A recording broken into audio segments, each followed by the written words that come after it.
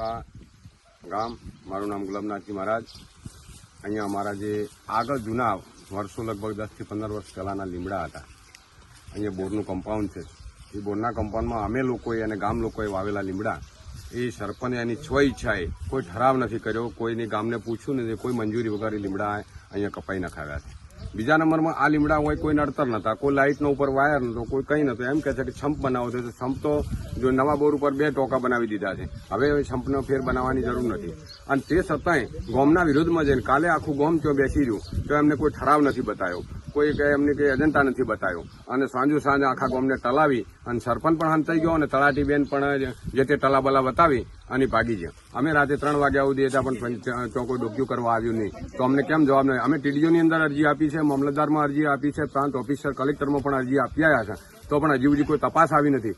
તો સરકારશ્રીની અમારી નમ્ર અરજ છે કે આ જે